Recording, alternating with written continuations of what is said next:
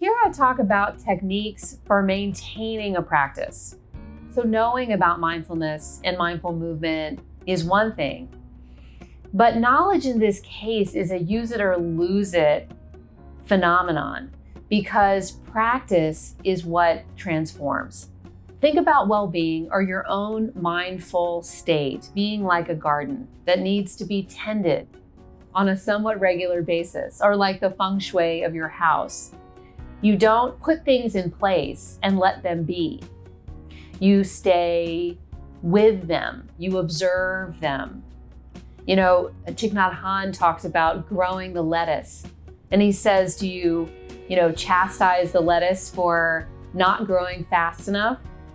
You actually take time with the lettuce, just like you take time with yourself. So think about mindfulness techniques and meditation techniques, mindful movement, deep relaxation, as techniques that every time you do them are tending the garden of your mind. You can also think about them as mental, emotional, physical, breath, hygiene. We think about exercising and running and walking, keeping the body healthy.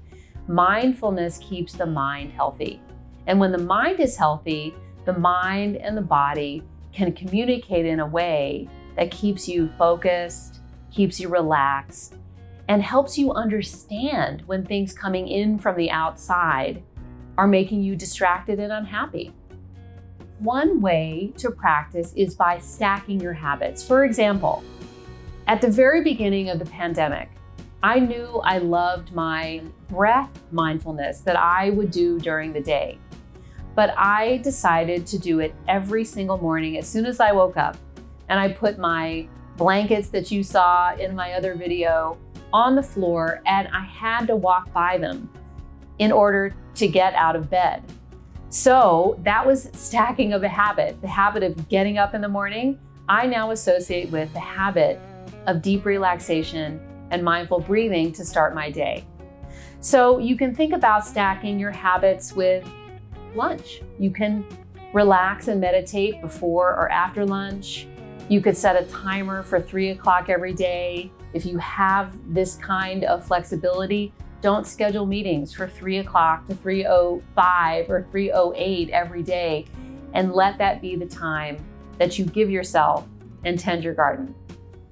And then another way to think about maintaining a practice is to think about the mindfulness meditation and movements you're doing, not just for yourself, but for the culture of your workplace that you are contributing to.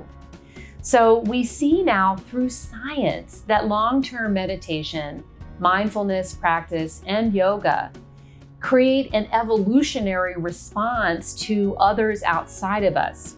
We feel more interconnected and more related to each other when we take time to actually check in with ourselves.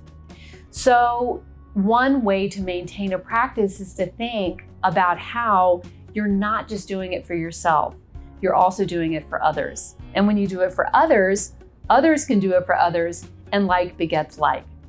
With regard to mindfulness and mindful movement and deep relaxation practices for the workplace, my thoughts are that there is nothing more important, because you spend your days working, relating to others in your workplace, and responding to the pressures and the stresses of living life while also performing for yourself, for your team, for your boss, and for your organization. Investing in 5 to 10 minutes of mindful movement, mindful relaxation, mindfulness meditation per day is not just an investment in your body and in your mind. The brain's job is to regulate the body. So you're helping the brain and the body work together so that you feel better. And then when you feel better, you communicate better, you work on teams better, you respond, as we see from the science, to stress better. So mindfulness meditation for organizations can be integrated into the workplace in an easeful, steady way and for the transformative greater good.